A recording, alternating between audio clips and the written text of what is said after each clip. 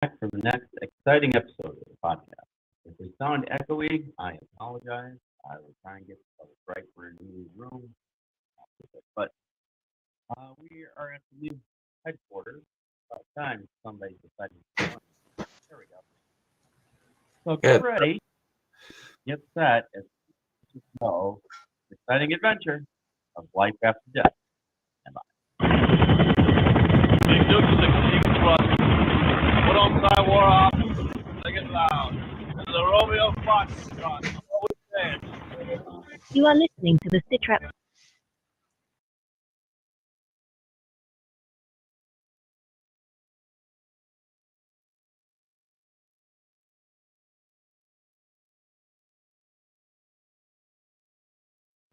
So grab your favorite beverage or brush and let's hit it. All right, guys, we're back. So, let's bring Marty back in. Finally got his computer.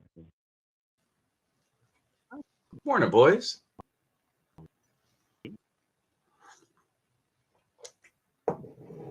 Can you hear? Can you hear me? You don't have. Yep, we can hear us. Okay. Yeah, I can hear you. Okay. There's a big delay, so I'm not sure. All right. Well, welcome back, everybody. And sitting over here, you might remember the quiet little painter type guy. You know? Yes.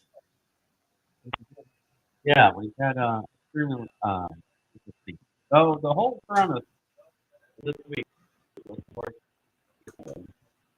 and American Thanksgiving, and hobbies, and have a grand time. How'd that go, guys? Well,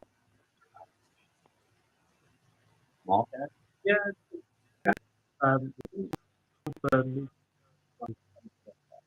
Yeah. You could say that. Hello, everybody out there. A couple of years, Benny, and everybody joining us. So yeah.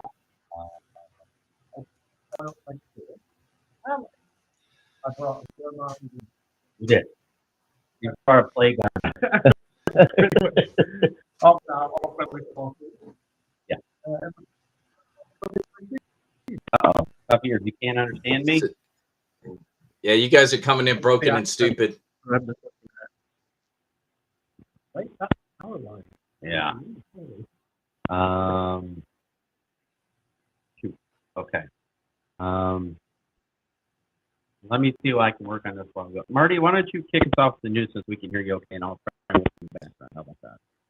Gotcha. And FYI, Gaz is really quiet. I don't know if he needs to step up to the mic or if you need to turn it up or whatevs. But yeah, give me a second to flip on over here to get my news up and we'll chat about some things. So first of all, starting off with the news. This is the news. This is not your Black Friday sales announcement. I am not doing any of that jazz. Oh my Lord. There are so many things going on, people. You know, if it comes up in conversation or you heard about a great deal, you want to share whatever, but none of that's going to be a news item, just so you know. Otherwise, one, we'd be here all day, and two, I would, have to mortgage my house to, go after all these deals. So give me a second while I pull this up. Oh, not that one. Let's go with the one that's for today.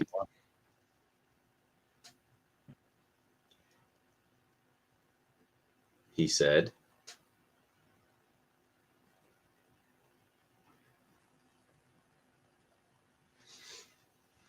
all right, this little guy's going to mess with me. We are going to do this then. Look. All right. And then go over here and we get this today.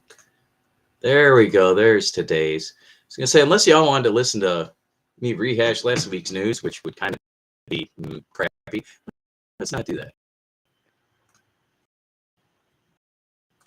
All right.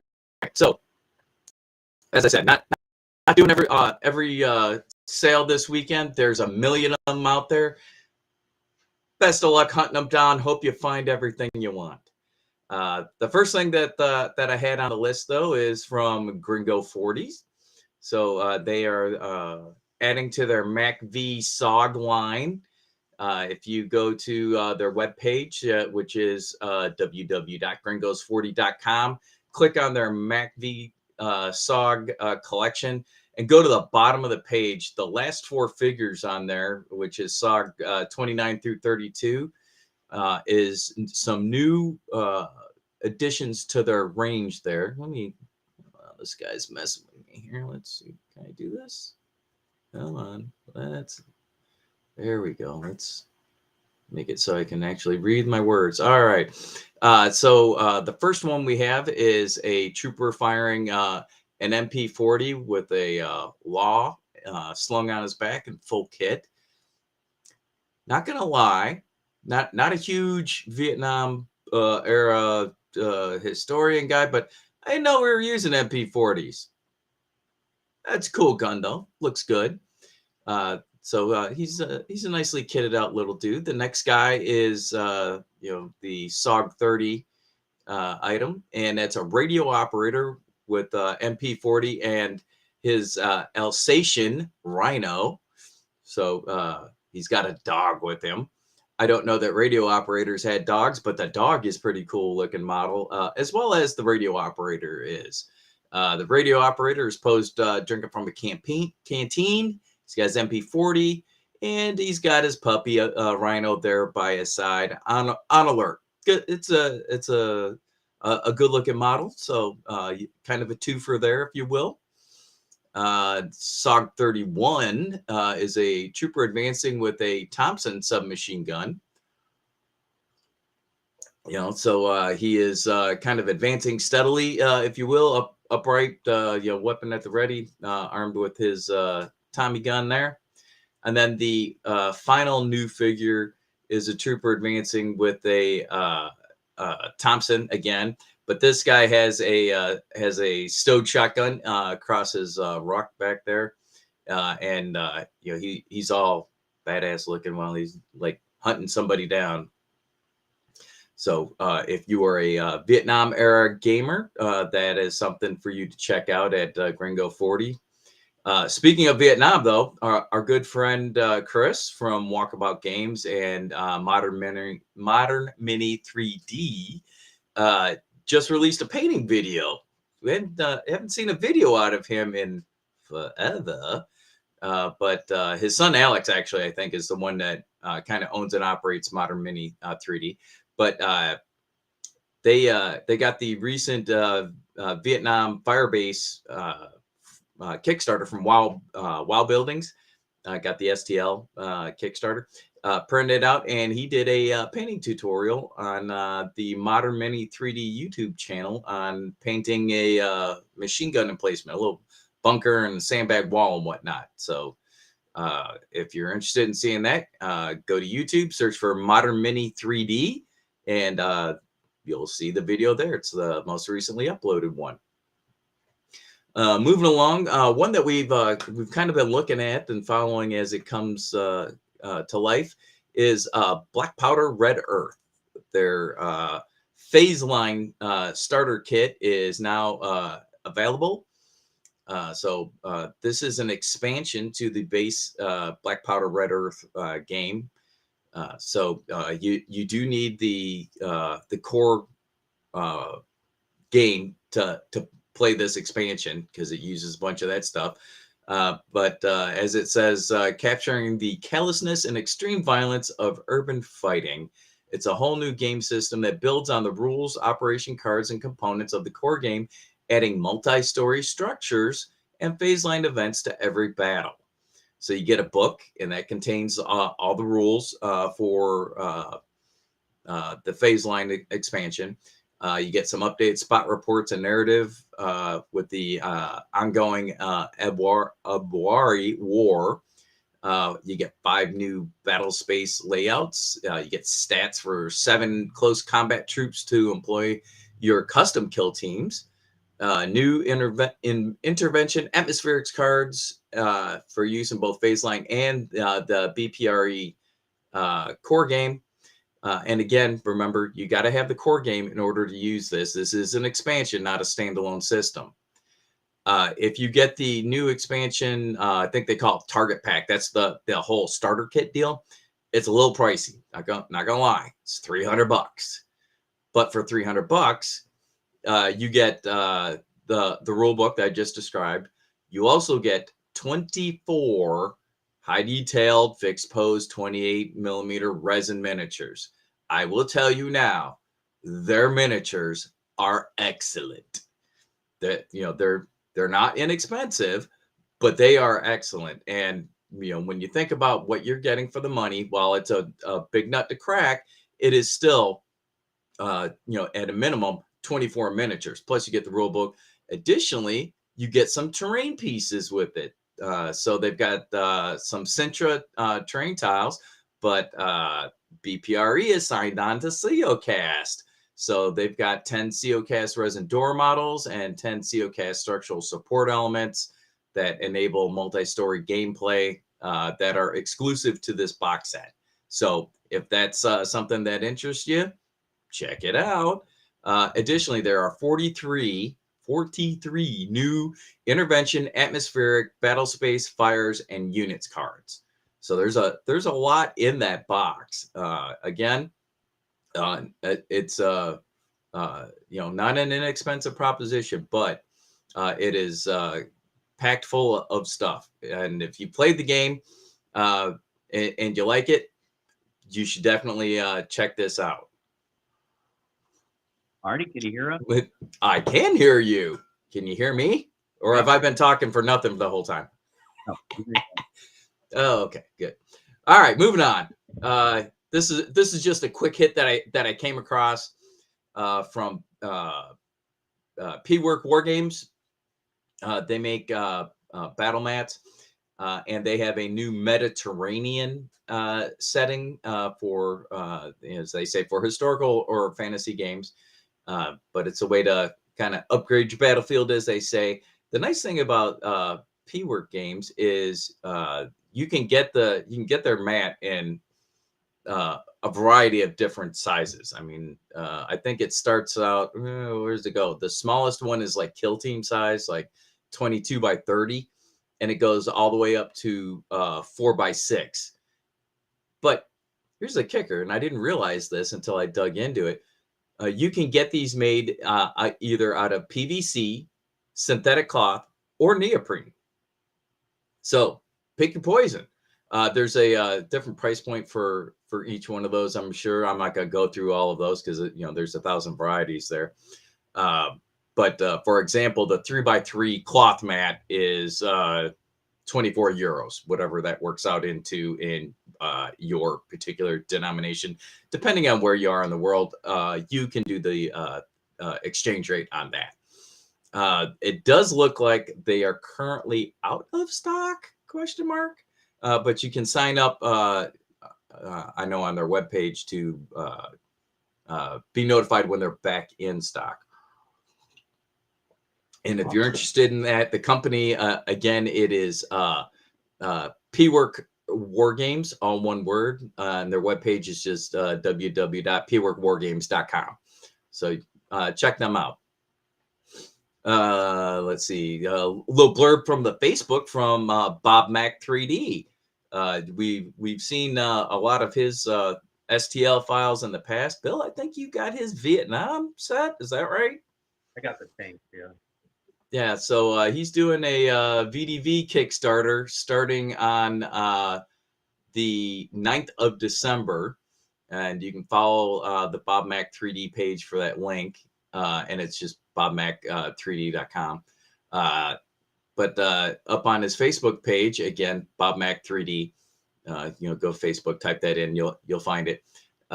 He's got some pictures of his BTRD. He's got a BTRD APC and anti-tank model. He's got a BTR ZD.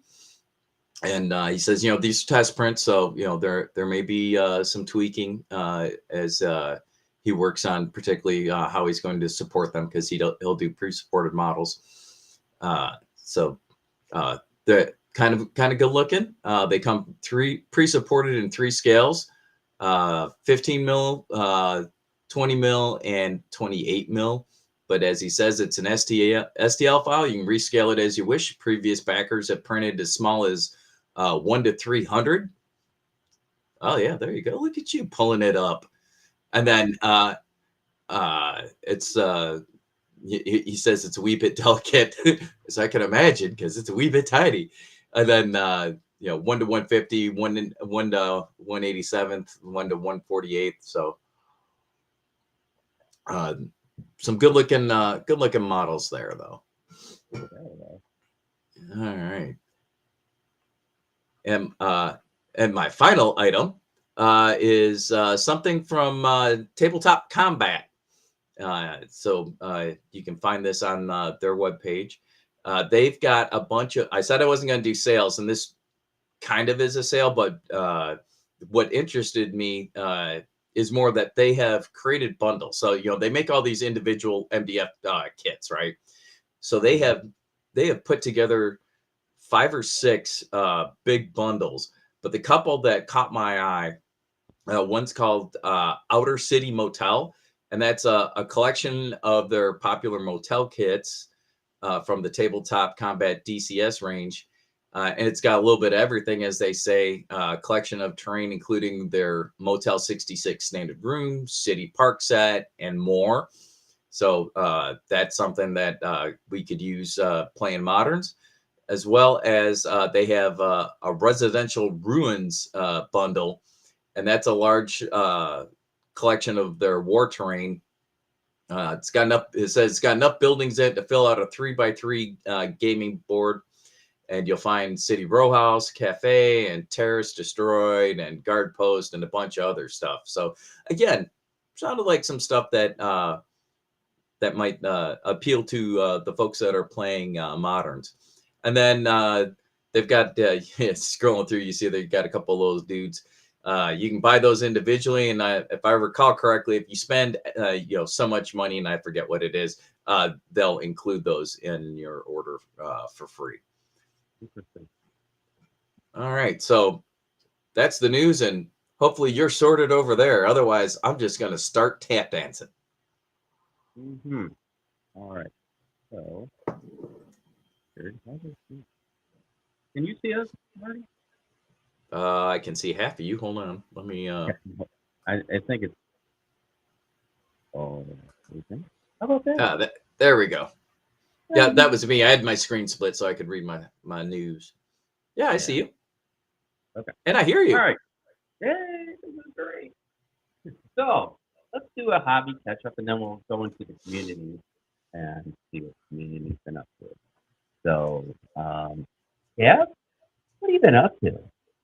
So this week mainly I've been playing the Wargaming. Yeah. We brought them up in your box set. Yeah, so the plan was Black Friday, which was yesterday, was going to be Black Friday battle. And I bought the Flames of War starter set, the Bolt Action starter set, and have over there. But we have Battle Tech starter set. And it's basically, we were going to hobby every day up till Friday, and then Friday was going to be game day. And we were going to get games. And they worked out for us. I got the hobby done eventually. Yeah. I cost them a lot. So, I wore a face mask for most of it. It was okay. Yeah. So this week worked on some Germans, based up the Americans from that set. It's a nice set actually. The Germans come through with 2 7.5 centimeter tank guns, 3 bands of fours, put the shirts on the side, so it's white. Yeah. They look a little better with them. Yeah. And it's quite cool that they come through with already damaged ones, the lined ones. Yeah. Like they've been in combat already. And then broke into the infantry, which is a considerable amount, more than I thought. I think there was about 64 individual soldiers. That makes you command group, 2 IC with a command team, And then the rest breaks down and it doubles up, so you end up with 2 pounds of Shreks, with 6 MG42 teams, and then some riflemen, and a couple of NCOs kicking around in there. Okay. But no officers, thank you. That's good. But other than that, then we sort of refocused. We sort of chipped in with the Shermans, haven't we? We have quite a large Sherman force now. That. And got some basic facing done on them. Yeah. Since then, I took a break and did some horses for Riders of Rohan as well. Nice. So yeah, it's been well, I've still got quite a bit done actually. It's been quite an industrious period for me. Yeah. Well, we were tied to the table, actually, due to Yeah. what we could do. Yeah. So yeah, I worked on the American for the Flames of Warfare stuff. Got the Sherman built. Didn't realize the difference between a 75 millimeter barrel and a 76. You would think, what's 1 millimeter? And then you look at the two different sizes, and it's like, holy crap, 1 millimeter. Size does make a difference, guys. Apparently. Unfortunately. Size matters. We all know that. So yeah, it was yeah. So I got those built. Yeah, that was the day we felt really good and kicking along. The nice thing about 15 millimeter Flames of War stuff is you don't have to build the infantry guys outside of like the crew service weapons.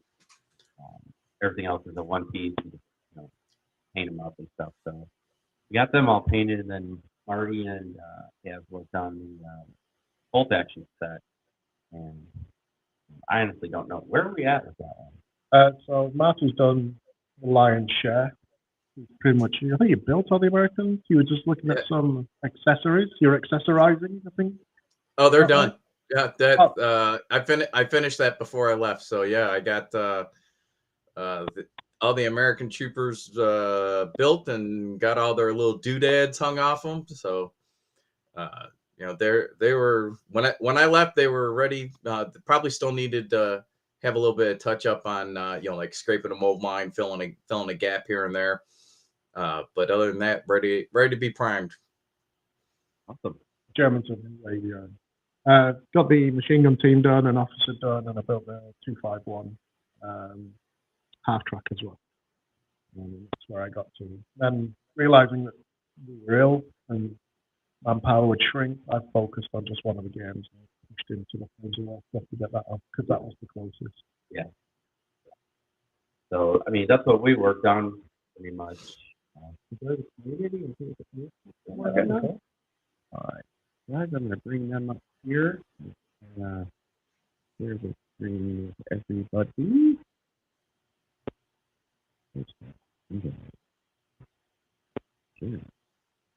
All right, everybody see that? Okay, so we'll go into the hobby room, and we will go back here to the last show with this too. So there's a lot going on back here. Well, it's a very busy and prolific community. It is. The guys that are into it are into it. Yep. All right. So obviously Jim did Operation Torch, which is the anniversary of the Desert Battle. I believe that was the Americans' first time in battle in North Africa. So he did that. And then we had down here, there's a lot. Good community. Yeah. It's cool. Hucky Ears did that. Oh wow. Yeah. Oh, that's Coral Creek. Well done, Tuppy. All right. So, supposedly designed around the French. Oh yeah. All right. So Jim's showing you off his maps and pieces for the game and the area soon, and then John painting some Brits, it appears. Tiger Runk. Saying. And then Jocko did Thunderbolts over Sinai, Air War C-21. This is a game I played with Jim online, and he actually is using the miniatures, and they are small. But wow, when you look at the other pictures, look at that. That's pretty awesome. We've got them over here. Look at that. That's awesome. Good work. And here's some more pictures from him. That's Tiny some, airplane. yeah, that's some teeny planes that looks like he did some good job detailing those too. Yeah. Nice job. Those don't come pre-painted, right? As I recall. As far as I know, they do. And then John decided to do an armored vehicle and a Jeep with a 50 cal. Oh yeah. There you go. What else we got going on here? And then Rasmus. Looks like some Infinity characters. Oh, Infinity view. Yeah, I'm gonna go with it. Yeah. And then our buddy Chris on the Great White North working on some stuff. Yep, Nice and that is what you will see in his video. Yeah. Nice work, Chris. Yeah. And then LSR 2590 from Gurkha. Oh yeah, there you go. Are those 3D printed or are those actually? Oh no, those are kits. Okay, I can see the themes here and okay.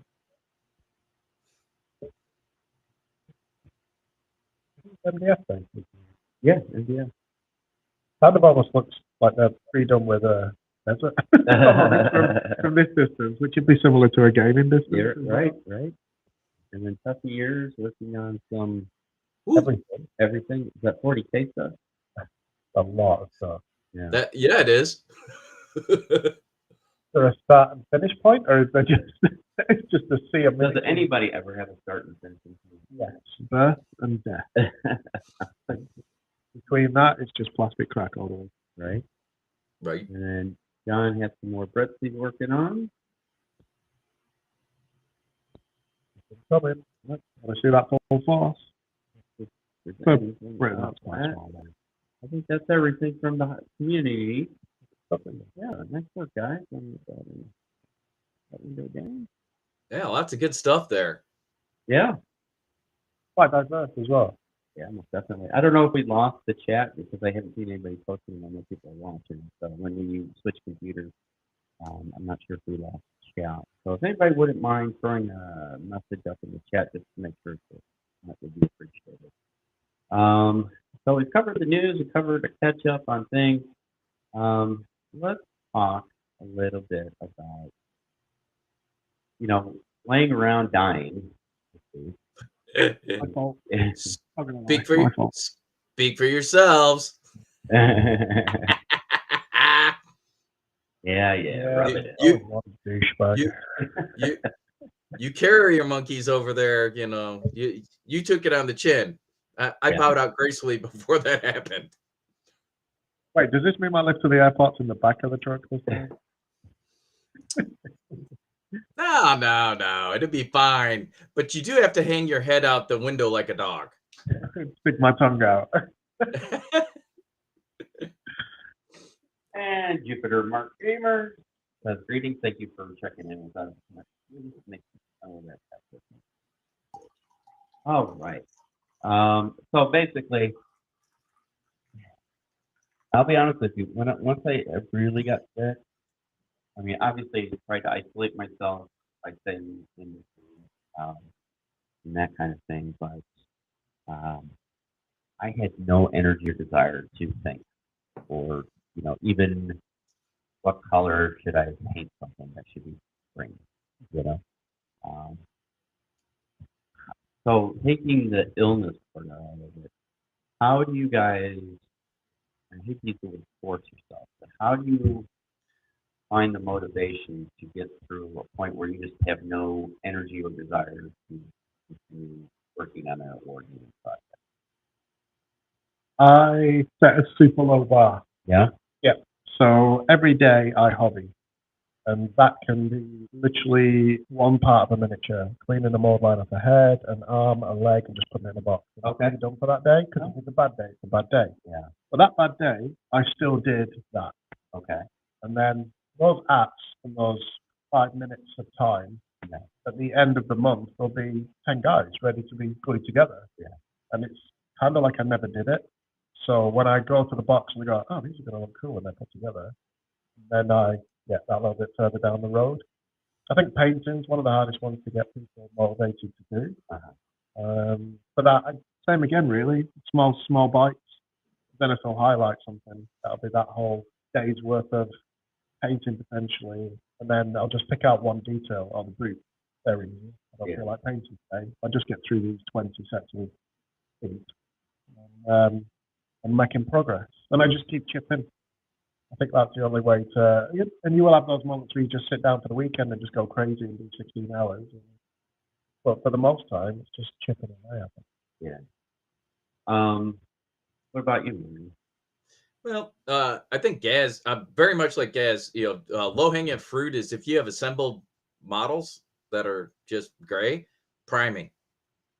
Just prime them. So that way, when you get the urge to paint, they're ready. One of the things that I will do is sometimes I will shift from instead of assembling or painting a model, maybe I'll go work on some terrain.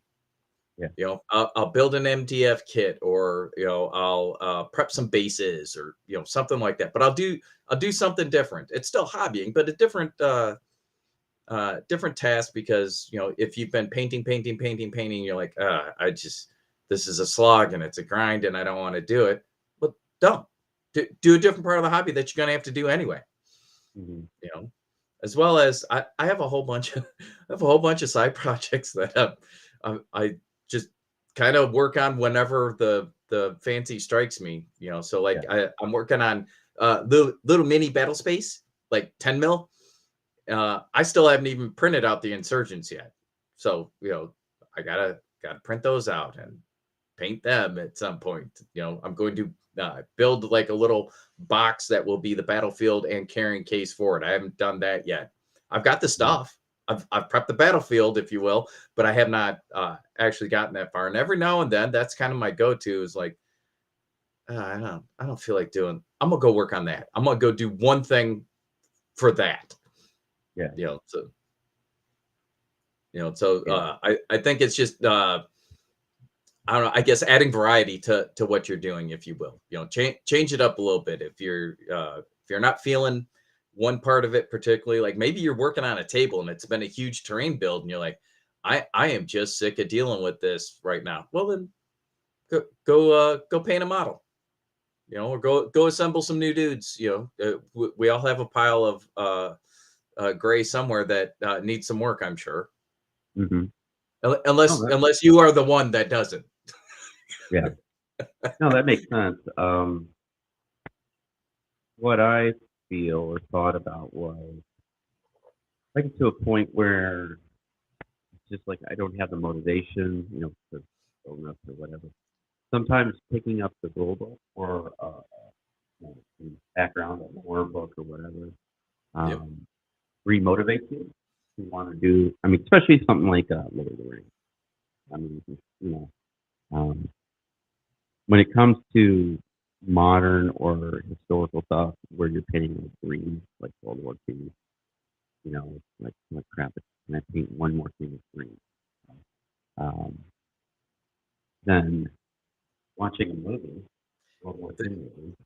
Yeah, that's exactly where I was going to go with. I mean, if it's a matter of motivation, watching a movie that is, adjacent to, or similar to what it is you're working on.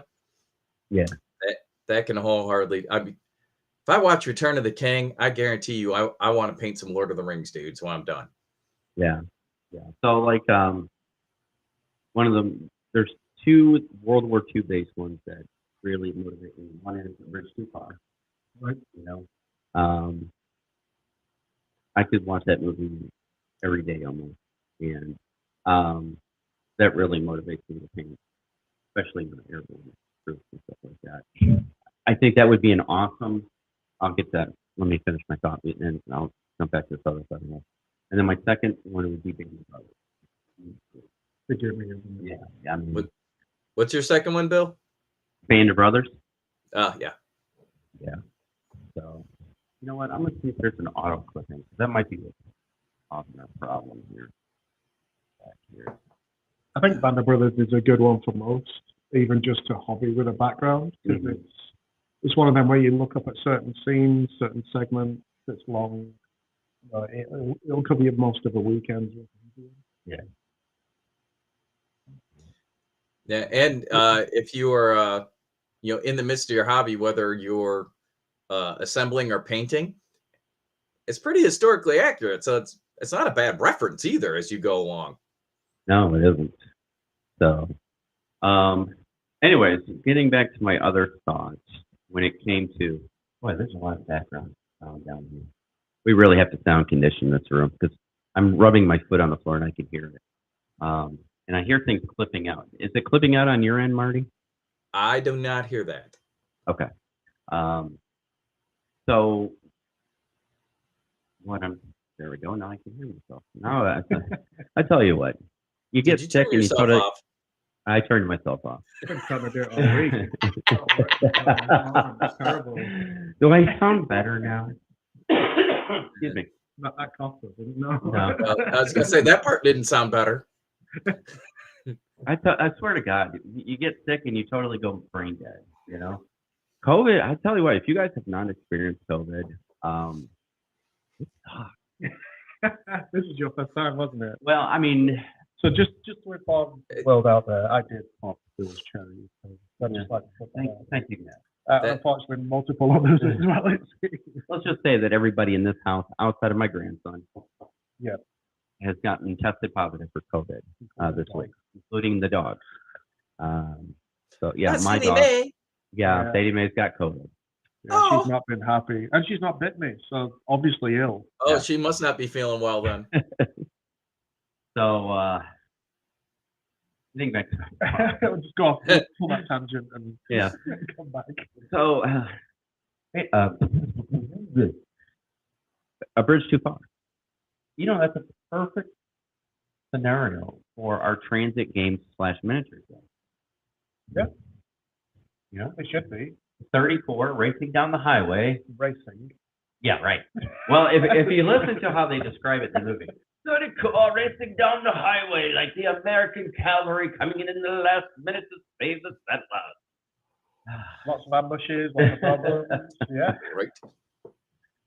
So One road. on one little tiny road. Yeah. But yeah, you could do the transit game, and you have 34, and then 9 Megan and Arnold and Eindhoven. You could do 15 mil. You could do Flames of War. I wouldn't do it any bigger scale than that. No, you need the city. Yeah. You need the bridge, and it needs to feel epic. Yeah. So I think scaling that would be smart. That would be an awesome project. You'd have a clock as well, so each game Yeah. matters. Yeah, it would. Why start building? Well, we know Yeah, somebody so- with a laser cutter that can do the terrain, There and we resin go. printers as well. and we know people with the resin printers. So Yeah.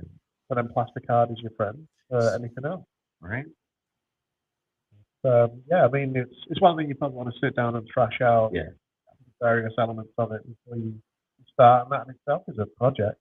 We were talking about what things can you do when you don't physically want to do. Right. And if your brain's melted, then there's other things like writing an army list or something, or shopping. The shopping is never bad. No. Going online and looking for new things. No, I'm pretty good at buying things. Yeah, So. Yeah. Bill shops like a champ. Yeah. got medals for it, I think. Yeah. I mean, we have video evidence. I've done it a million times on the show. Oh, that looks good. What? Marty, talk for a moment. I'm just buying something. I've heard that a few times on the show. So, yeah, that would be a definite project. Because Jim and I, we have done the 82nd crossing the river. Yeah, that was good. It would be interesting to do that. You set up it where see if, racing the clock and see how you could change it. So then it comes down to the what ifs of, did the brigadier, the British general that was kind of overseeing the whole thing.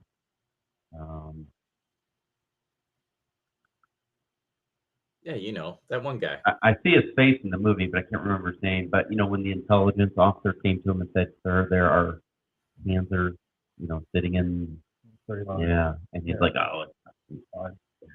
I never get past Gene Hackman as a poem. No, Why? why? I don't know. It's just one of those moments in the film that it sticks in my head. Yeah, you didn't think he did a good job? I don't know, because I don't know that many Polish military. So it was so it was interesting to see what sort of person got which role, and I just never liked him. Somebody that could. I thought he did a pretty decent job. I mean, obviously Sean Connery did an amazing job. I thought he did a good job in his role. Scottish guy playing an English gentleman. Well, he's not a Russian sub-commander. Sean Connery's never done a bad job. Yeah, well, tangent. Going off on a tangent. You might not liked everything, but he's not done a bad job. No. I mean, how much do you bring in as well? Do you bring in the HQ that was surrounded, where they were dropping supplies and they were outside the capture area? And I don't know if I would do that in miniature. That could be a transit type thing. You'd have to hammer out what really affects the play. Having your drop zone, what was it, 7 miles from your target, and having no vehicles, you have to hoof it 7 miles. Or play it the other way as well, like we did with 13 Hours, where they got the call and they did go. Yeah. What happens if they did land on station? If they did hit their targets and bomb the defense where they needed to, how would that have changed the timeline? I think one of the hardest things is making the single road different, because there's miles of ambushes, and it's a consistent vehicle destroyed, troops engaged, disengaged, move on. Yeah. Same again. And it wasn't, at that point, it wasn't a battle of miles. It was a battle of meters. And holding the bridges. Yeah. The various crossing points that were potentially there. So, to me, having read the book, I've seen the movie, I've read actual other books that are not based on the flying book. I don't think they properly planned for the what ifs. They just had it in their mind, and a lot of people pointed to Marty, because this was his plan, that he failed. Whatever you want to say, he had it that we're just going to roll over people. The German army's finished. We're just at the point where we could roll over people. I don't think that's the case. I think they did. They failed to plan. If they knew that they had that one bridge, I think it's the 101st. Well, it's not the Eindhoven bridge, but there was a smaller country bridge. There's a little up in Elliot. The character was trying to get the Bailey Bridge built. Why wasn't those bridges kind of towards the front of the convoy? So if something happened in the bridge, they could lay a bridge real quick and move forward. Obviously, you don't want it in the lead element, because then you're going to lose a bridge. But if you think about the size of that road and having that stuff so far back, having days, it seemed like, to get it forward. So would you add in an order of march? I would. To make it interesting. Okay. Yeah, I think that'd be cool. So, What if the Germans would potentially hold back as well, then? Let the front go through to ambush the centre, because that's where the... well, so then the thing is, how would they know? Right? So now you're talking the fog of war. So you're always going to have a chance. So the other thing is, why didn't the Allies have better air support? You had Hurricanes, which were great ground attack aircraft. They weren't good fighter aircraft, but they were great ground attack aircraft. And you had 47 C-47 that were really good as well. You know, so Of course, we'd have to find out what RP they held. yeah, And then look at the ranges of capability they could bring.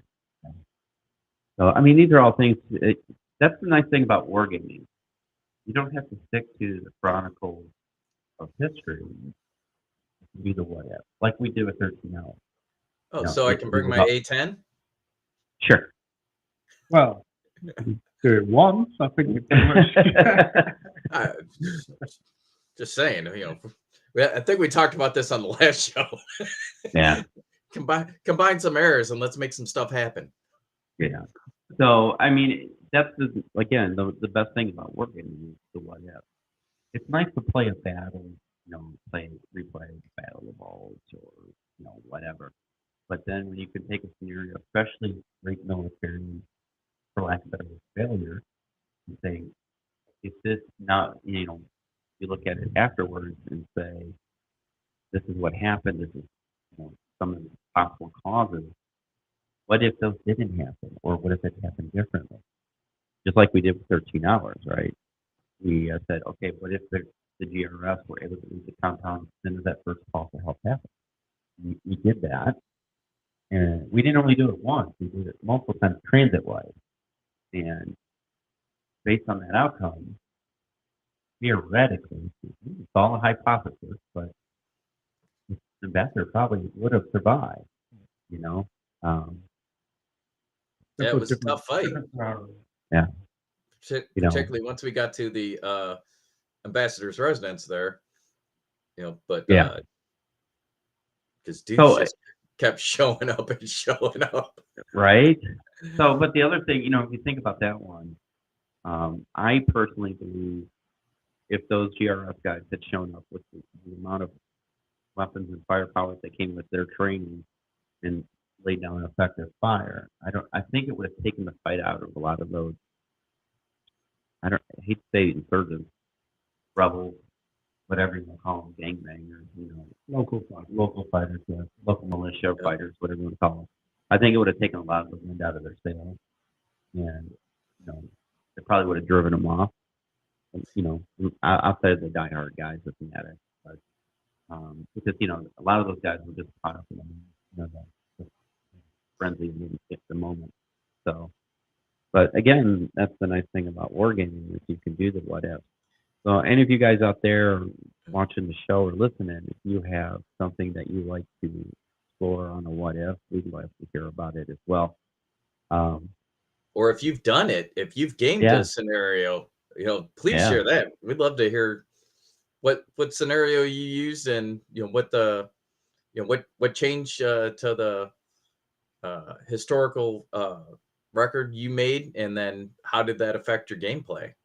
Yeah.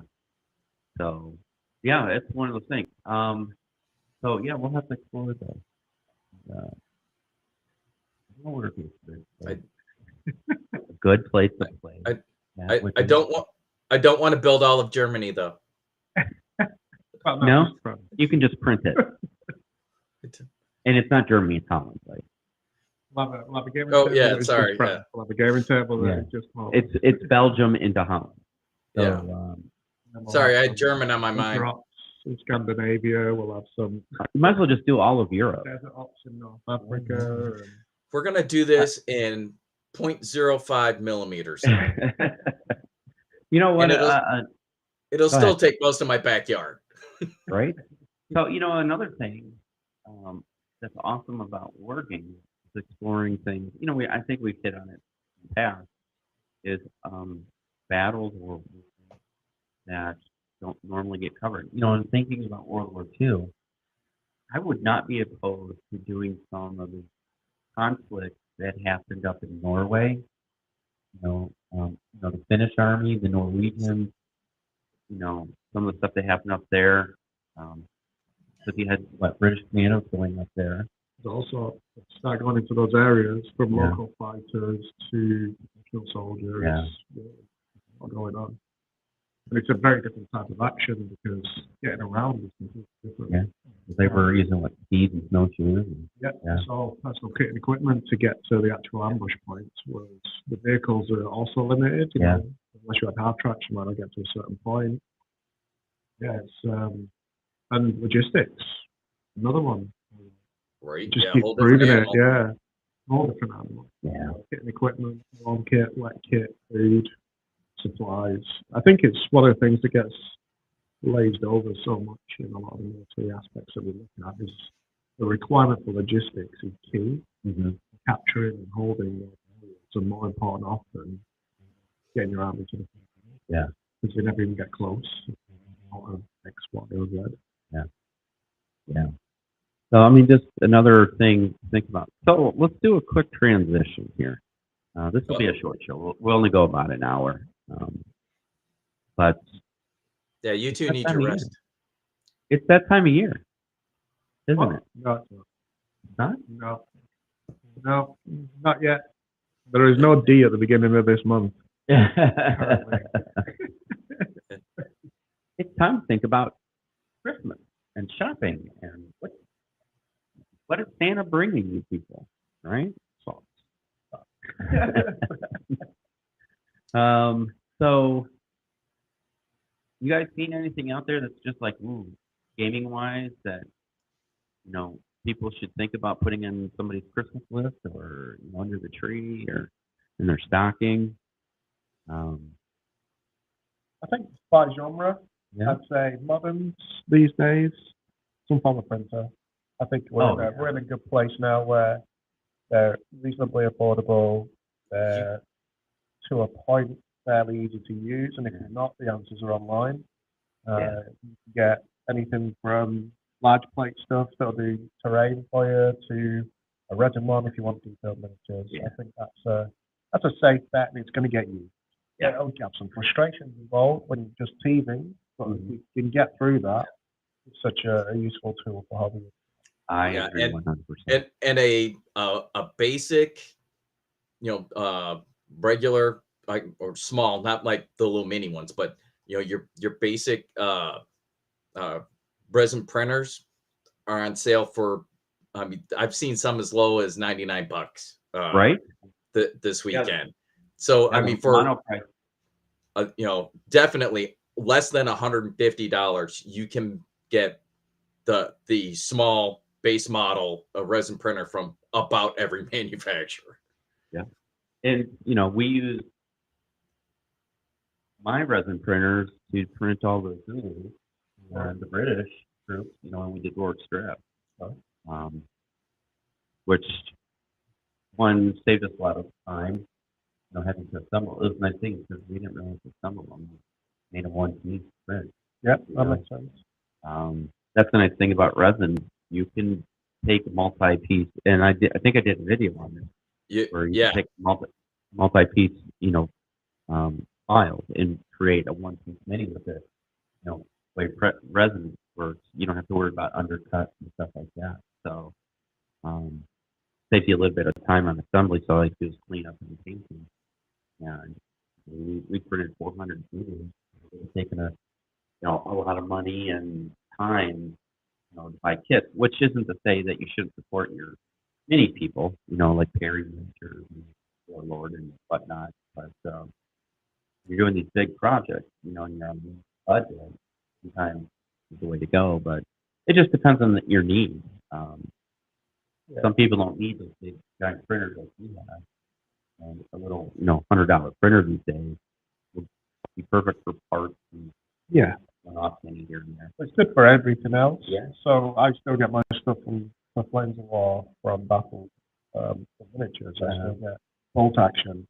But when I want a stack of jerry cans with an objective marker, then I can print it. If I want a barricade or a stone wall, and there's nothing really grabbing me out there, I can print it, or I can hobby it. If I've got the stone and I've got the super glue and I've got a bit of plastic card, I can make those stone walls. But it gives you options, and when we play to timeline, which we nearly always are, often it's easier just to print it than it is to go and source all the relevant parts and get them sent through. Because you can literally go in your garage and it can be there the next day. Yeah. But for miniatures and vehicles, they're still pretty much exclusive. Yeah. Yeah. I think another safe bet, because not everybody's budget is going to be $100 minimum, is gaming mat. I mean, they protect the table. You can get to the size of the hobby space you've got, the game that you want.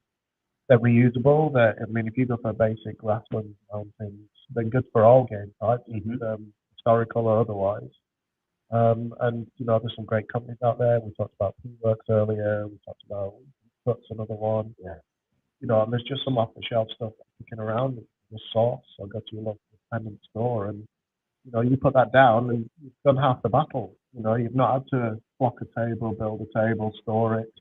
Just roll it up and put it back in the end of the day, and tuck it back behind the couch or under the bed. It's a good thing to have, and it all costs you $50 to $80. Yeah. Let's see. Tuffy ears. Yeah, you should read that, Bill. Works drift the game. Bill lost so badly he moved. Yeah. I think he's after a rematch. Bill Tuffy ears. So, you're really good at SITREP. You know that? I try my best. So, where would be a great place to play the Bridge Too Far game? Megan? Well, obviously there, but Arnhem. Guys from Two Fat Lardy did that. Okay. They actually went over and played it in Arnhem. I believe it was Arnhem. This year. I'm thinking at our friends over at Background. Like Torum, Foreground. Yeah, Foreground buddies. Yep. I think they have a piece of sprain or two. Well, they might have something kicking around on a shelf. Got a little something there. Yeah. So they're down in Warminster in England, and they have about a 64 table venue there. Yeah. So they might have enough table space. They could hook us up. I think they could literally do the road all the way. We could just go from table to table to table. I think we need to reach out to Ben and the cat, huh? Yeah, definitely sounds like a plan. When do you guys see them? It'll be next year at this point. Okay. Like to see family. Yeah, get back. But probably January. I think they start up again with events. Well, they've got some in December. Yeah, they've got a Facebook page, Factorum Warminster. Go check it out. You'll see some stuff there. They regularly have people asking for games of bolt action. Old Mark is currently on the table, is it? Which is one quite popular. And they have the usual tropes of 40K, 13, that kind of stuff. They really do cover all bases, but they're passionate about history. As you'll see when you go to their venue to find suits of armor and helmets and stuff kicking around. Nice. Yeah, they love all that good stuff. That's awesome. So, another thing for Christmas shopping, how about some brushes and paints and basic copy rolls? Ooh, this is a tough one, you see, because that's not just go out and pick any, is it? Yeah, with paints and brushes, you can't just go, I'll just grab that off the shelf. Well, so there are people who will argue that with you. Some people will say you can just get any generic paint brushes, use them till they're no good and buy more, and it's only $1 or $2, right? Or you can buy pretty much any paint. I disagree. I'm sure you disagree as well. I'm assuming Marty disagrees. Yeah, I was gonna say there's a little bit more to that one than hey, here's some paint in the hobby store, and here you go. Because I mean, like oftentimes you can find like maybe a kit that would be appropriate. Like if you have somebody that is doing, we'll go with our genre, somebody that's doing modern miniatures, you may find a kit that is appropriate for modern camouflage uniforms. Cool. Maybe that's not a bad idea. Or a weathering kit for vehicles. If that person is building vehicles. So, something like that, that might not be a bad idea, but, just grabbing anything off the shelf, you got to think about that a little bit. I will say I could probably use any brush for something, from dry brushing to, makeup brushes. Yeah. You featured on the show about dry brushable makeup brushes, and they're fantastic, and it's a great cheap option. And so yeah, I think I could use any brush in some way, but not necessarily what we thought when they were bought. Right. Yeah, right. So I feel like I have a good background to talk about paint. I seem to have owned just about all of them. I bought the Army Painter Mega Set, which had every color that they offered. It had a lot of Vallejo, Citadel, Scale 75, what are the things to think? I don't remember. But and then P4, paint, P3, whatever it is. Any major brand I pretty much have had, and I have my personal. I hate Citadel paint. It's not because the paint is bad. The pot. So, I mean, Yes. the other day, Gaz and I are sitting there painting. I opened the Nun oil, and the Oh, stuff no. splashed all over me. I hate pot. I hate them with a passion. I think you waste paint. And then they tell you, okay, so what is one of the major rules when you paint? Don't paint from the pot, right? Brush? Yeah, lick your brush. We're brush lickers. We're part of Brush Lickers Union 101. True that. But they tell you not to paint directly from the pot. So take them from the pot, put it on your palette, all that. Well, they have a lip, and then they have this, and it's like those things never feel right. Ugh. I don't know. I'm a Vallejo person, personally. I think Vallejo has great color saturation, especially for historical miniatures. They have great lines of paint. And now they have reformulated their game colors. That's coming out, I think, I always hoping before Christmas, but I think it's January now. And then I was gonna say they're looking mid-January. Last I heard through the grapevine. Yeah. So now they've also come out with their own version of contrast paint called Express Colors, which everybody I've seen so far thinks they're like the bomb. Because we had the original contrast paint, which Gaz made me buy every color last time he was here for Thanksgiving. We go to GW store and they had it on. I'm like, yes. They go, which ones do you want? I said, yep. It was only 34. Yeah. So So it wasn't it could have been a lot worse. $5 a what pot or $6 a pot. And I went, yeah. Yeah, but you bought mega paint sets before. Yeah. So I want none of this accusation. Yeah.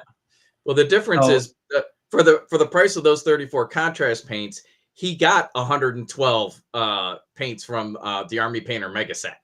Right. This is not my problem. Just throwing it out. And then, so I personally like Vallejo paints.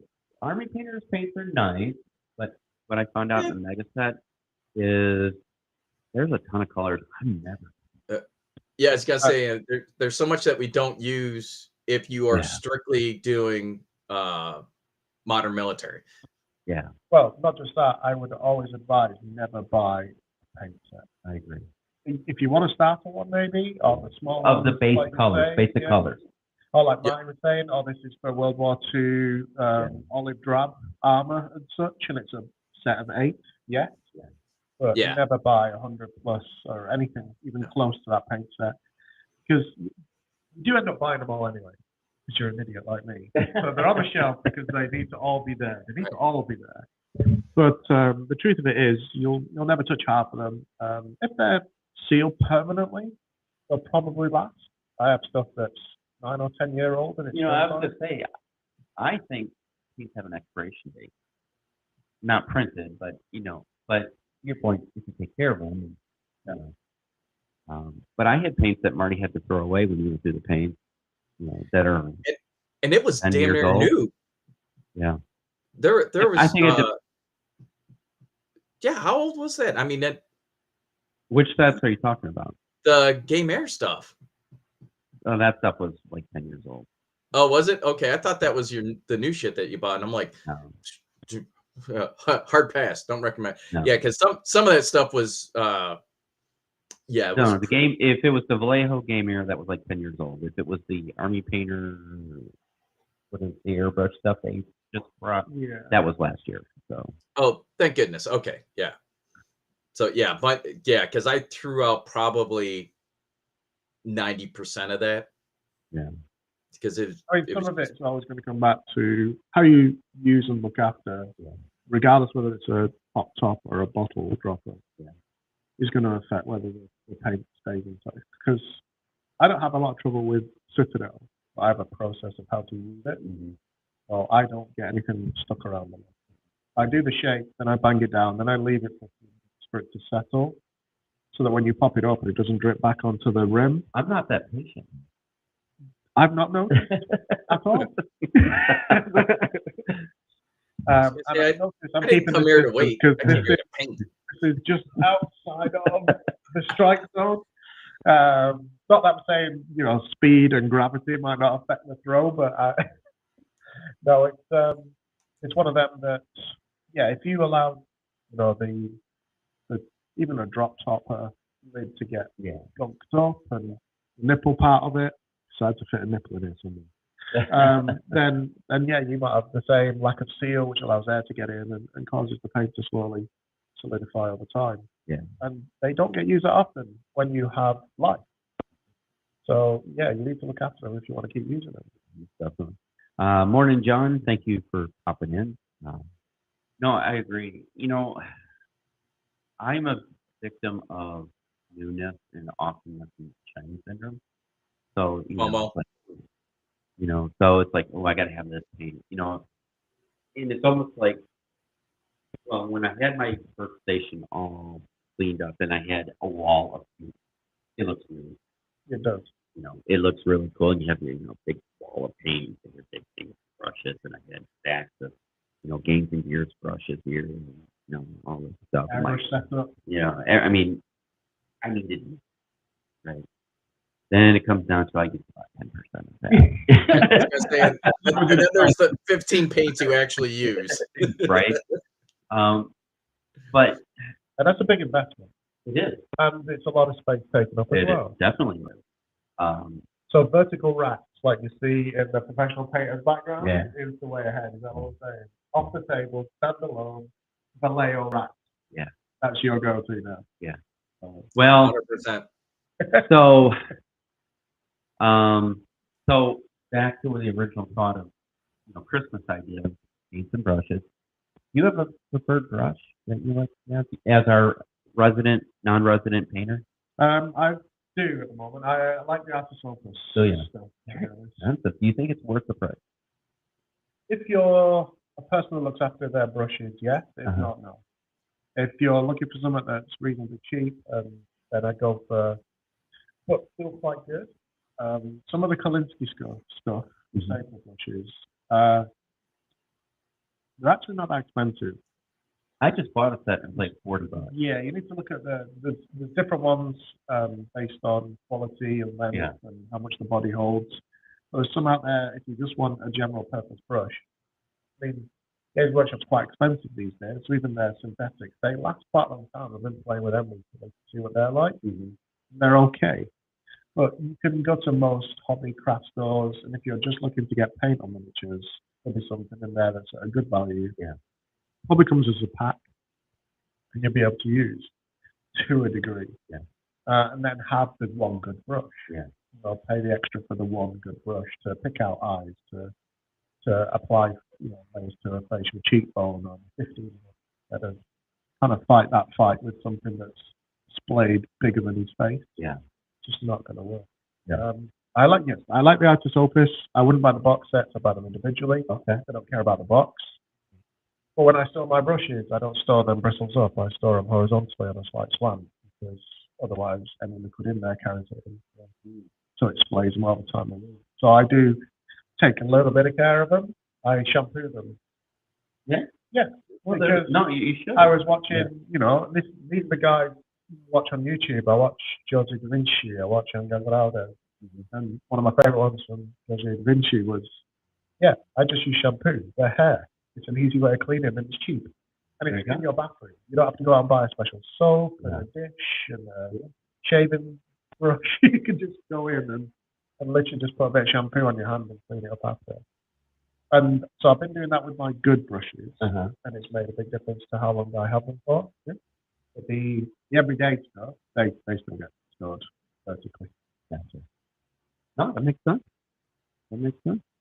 Marty, do you have a preference in brushes? Um, I know you're newer to all this, but so what have you discovered so far? I'm trying to think. Let me stare at my brushes over here. So I've got a bunch of games and gear brushes. The full disclosure, last Adepticon, I bought the Adepticon bundle. So it's a grocery shopping bag full of games and gear brushes, for lack of a better. It's a boatload of brushes for not a bad price. Are they all the highest quality, best, for painting? I don't know, but they're pretty good. And like I said, I think I got my money's worth out of what I got, because I got a ton of stuff. So I use those a lot. I'm trying to think of what else I've got over here. I don't have, I don't like go out and, I'm not buying Winsor and Newton or Rosemary and Company or any of those. But I don't know that my skill level is worth the investment in some of those. Although some of those are more reasonable than we think. Yeah.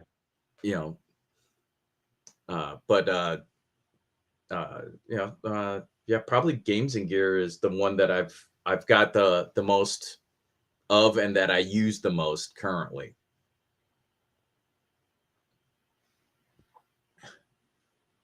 So Tuvier says, I get my brushes from Home Bargains. Ask Gab. Yeah. So again, another like a thrift pound store. Okay. So you can go in there and get the arts and crafts sets that are a complete mishmash of everything from single points to flat ones that are perfect for dry brushing to makeup ones. Yeah. You can just go for it and see how you get on. Yeah. So as far as I've obviously have had games and gears brushes for years. I like them. And Sam's a good friend, but I have sorry, Sam, better one. I did have a Windsor. It was nice, but stupidly expensive. Yeah. Did I feel like it was worth the money? I think I was paying more for that point. It didn't last well. It could have been I didn't take great care of it. I think that's what happens with most. They find it doesn't last very long because you have to go a little bit extra to keep that ridiculous point that they have. Yeah. So I have been looking at the Art of Focus stuff, and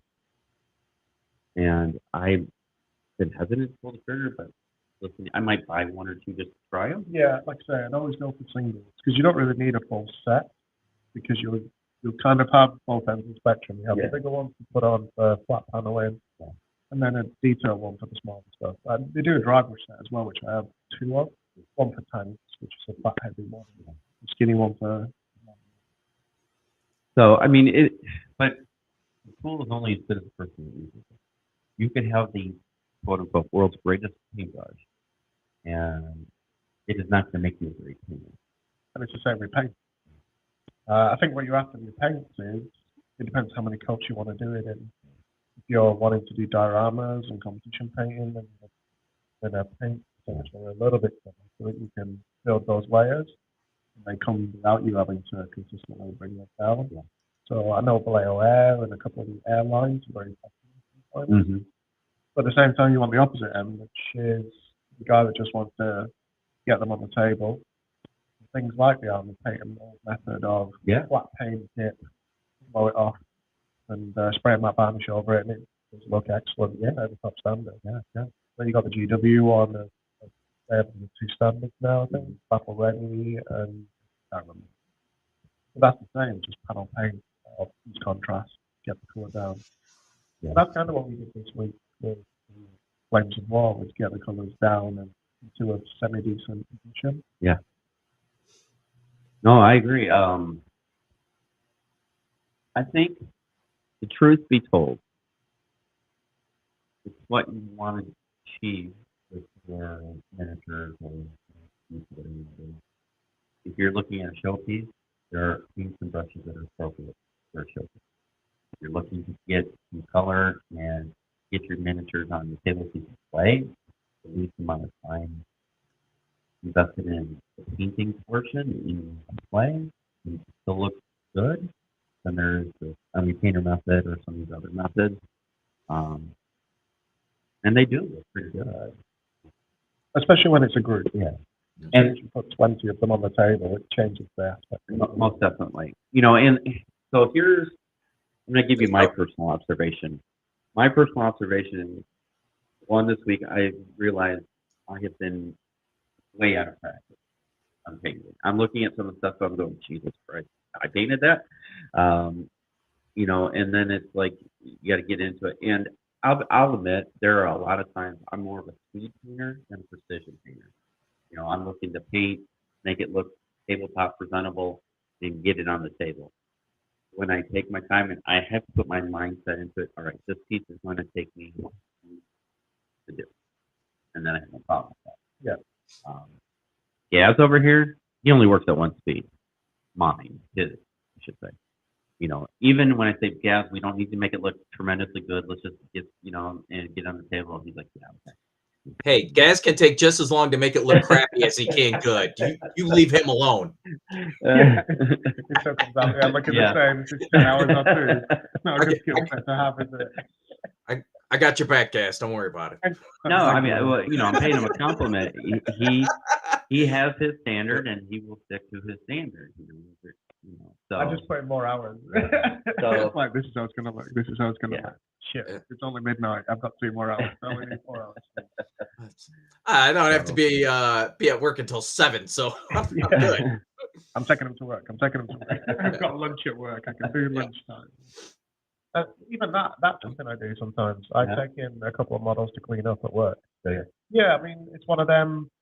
If I'm close to having the squad ready of something, and it's Thursday, but I know that if I don't, and I can't be asked doing it at home Thursday night, and I just think, well, if I take them to work, I have my sandwich, I'm going to sit there for an hour or close to an hour, and I'll take a couple in with me so that when it comes to Saturday morning, Friday afternoon when I got back, I'd already built them. So I'd done the final phases Thursday, Friday, and then I sprayed them Friday night. So my weekend is paid because I've done the legwork. So there isn't that first barrier. I'm removing barriers. And that really helps. So it's really about barriers. How do you remove them? So, yeah. And there's other ways. I mean, deadlines. That's another thing. Even if you just paint them to a basic standard, you can always come back to stuff. Yeah. You might never, but if you play with it once on the table, then you'll likely play with it again on the table. Yeah. And that's what you're doing it for. So in a lot. Yeah. So that's kind of just a quick rundown for Christmas ideas. Paint hobby tools. What are some of the more important hobby tools? I do like so I nearly always now base using wall filler. Okay. So I put that on top of the base rather than the crackling paint because once it's dry, you can sort of shape it. It becomes like a marshmallow for a little bit. So in that, I can press in something for a pool of water, and I can just gently with a wet finger just shape it up to give a slight incline on one side. Yeah. So but to do that, you need a tool to get it on there. And I really like the plastic GW one. It's just a small spade. Okay. Just for getting it across to the other side and just shaping it a little bit. I think that's a good basic tool for the green stuff in, gap filling. And the other end of it is to do that as well. So it's got a bladed end. And that's a cheap tool. But it doesn't need to be GW. It can be anything from dental tools to whatever's cheap, whatever's easy. Yeah, I think that's a good tool. The silicon clay shapers, I think, are great for that as well. And I mean, like I got a set from Hobby Lobby for I don't know $10, and there's like 8 or 9 different tools in there. So but I use that much like I use filler as well a lot. Also particularly good if you're using green stuff because it's silicon, so the green stuff won't stick to it. So I'm a fan of using those. Like I said, those are inexpensive. You Yeah. know? So when you use what we call spackle, we call them wall paste. Okay, yeah. We call it spackle. For If you drywall. just spin it and it basically stir it and it activates and then it hardens once you've stirred it. No. So we're talking about different things. Yeah. So yeah, if I have a mark on the wall here, Yeah. put the filler on and then just Yeah, smooth we call it spackle. Okay. Yeah. But it comes in a tub. It's already Comes- pre-made. Yeah, as is. Sometimes but it isn't active. Or the stuff It's I use active. isn't I mean- active because it's hardened in the tub. No, ours So- doesn't until it hardens by air. Oh, Yeah, okay. little tub full of Yeah, like that. stuff. And Yeah. these are really cheap. They're such Yeah. a good tool. But do you find that it cracks once it dries? Sometimes. Yeah. But that depends on your thickness. Yeah. So if you put That's a thin what she layer on, said. it's generally crack. And we're back to size. You can't get away from it on the show, can you? Nope. And you know it was coming sooner or later in the show. So sculpting tools. You know what I feel is there's two items I think are essential. Is a good hobby knife, a blade, and clippers. Yeah. Clippers is super important. Yeah. And how close to a side cutter they are. as well. Yeah, most definitely. You don't notice the And- difference until you use like a regular like wired clippers Oh yeah, no, or yeah. the hobby side clippers. The side clippers get you pretty clean on cut. You know, from I have two sets as well. I have an old set for just snipping big stuff that's going to potentially damage them, so that I don't risk the clean cut ones. Yeah. And I think that's worth that small investment of just getting some cheap, crappy ones, just in case you want to remove sprue. Just clipping the edges of sprues off Yeah. to get access to something. Yeah. And then just where it's against the model, I have the good ones to get me a clean cut. So, So- one Go thing that goes with the hobby knife is having a cutting mat. Yeah. Yes. Yeah, some kind of work I surface mean- to protect your table. When you're using non-oiled, especially. Yeah. Shut up, Dad. But because I mean, that's something you can get like a little 12 by 12 square, and for the majority of your stuff, if you're working one small project at a time, that'll work. If you are if you're cutting foam for like larger terrain pieces and you need a bigger one, then they're out there. But my first one was literally, it was just a 12 by 12 self-healing cutting mat, and I still have it, still use it. There you go. It's fine as well. There's so many of them on like Amazon and some other stuff. That's an easy one. I mean, even at the fabric stores, you can get the cutting mat.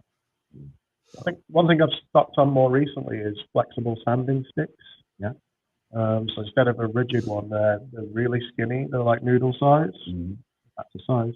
And yeah, they have a reasonable amount of bend in them as well, so that when you do reach into sort of the inside of the legs or under the arms, they're really good for getting those last pieces. That the craft knife is, when you angle your craft knife, you will catch something else. Yes.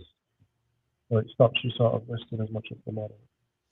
And they come in different grades. Normally it's a mix, it's a varied pack that I get.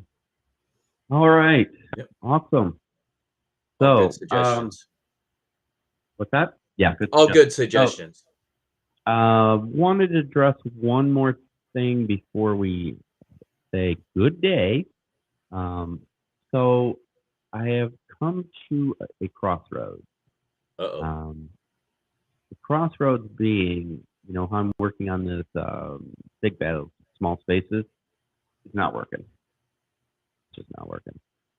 What I mean by that is the space I have is not conducive to hiding and setting up videoing, to do these Wednesday night shows. So the thought I have is that anything like that, I'm just going to have to just like take like a weekend and just and then edit it all and then spread it out over like a series, instead of trying to do a weekly, bit, because it's just not working. This past Wednesday we were going to do a hobby night, and obviously everybody was sick, so that wasn't going to happen. Last Wednesday we were traveling, and then I had a video and it got totally corrupted. So the problem is, having access to computer while you're on the road and trying to get it to go. So the point I'm making is like Big Meadow Small Spaces is going to come out as a video series at a later date to finish it up. But to keep continuity on Wednesday nights, we're going to throw it out to the team, myself, Marty, Chris, whomever, and just make that a Wednesday night hobby night where you just sit down with the camera and you just live stream hobbying. Nothing formal. You can sit there and paint a guy, put something together, and just do a chat with the community for like an hour or so. And that's it. No pressure. None whatsoever. Like the idea would be just get some heat to it, whether it's a tank or something, a guy from playing for war, whatever the case may be. No pressure. No. The only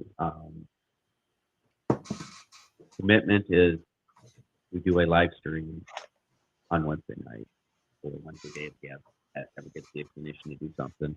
But if he wants to do a live thing with painting, or if he doesn't have a deal, just whatever, whoever wants to do something.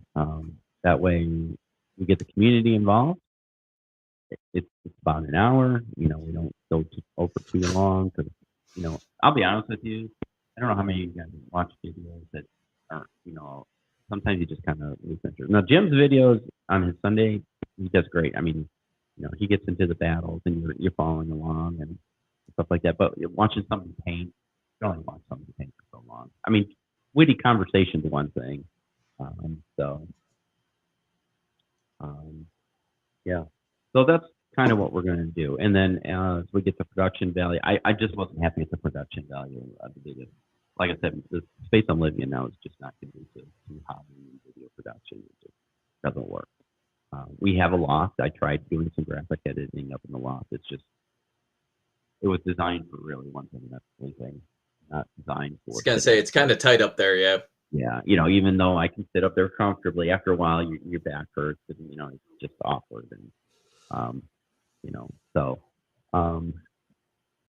yeah.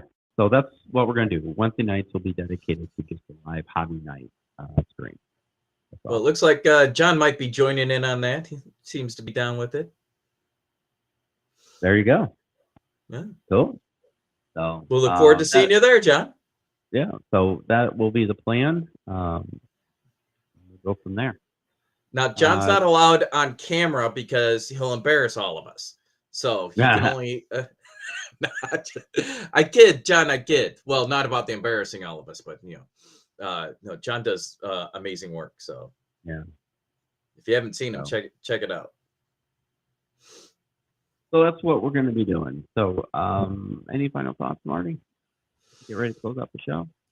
Well, let's see. It's a perfect time because I just hit the bottom of my coffee pot, which also means that I'm reaching critical mass, and it's going to be time to go visit the little hobbyist room.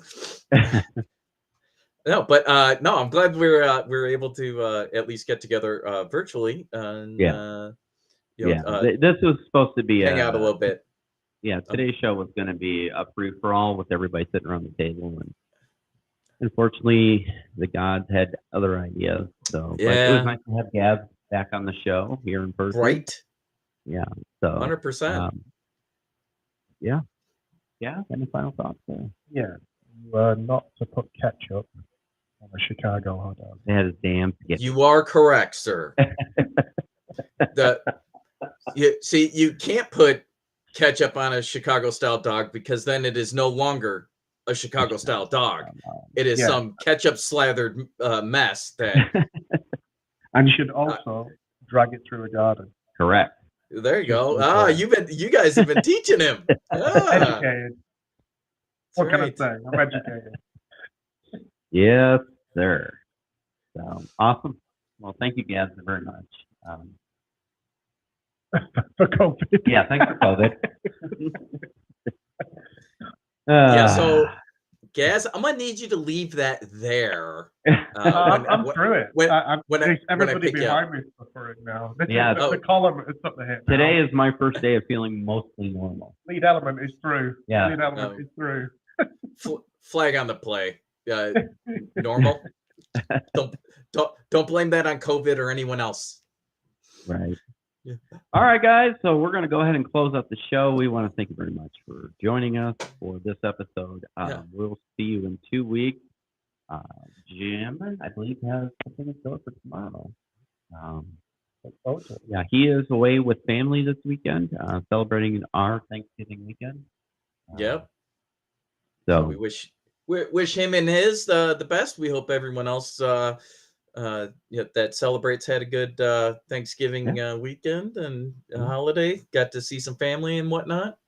Yeah, and I'm gonna get off here, upload this to the podcast, and then I'm gonna go make sauce. We're doing lasagna tonight, so yeah. All right, people.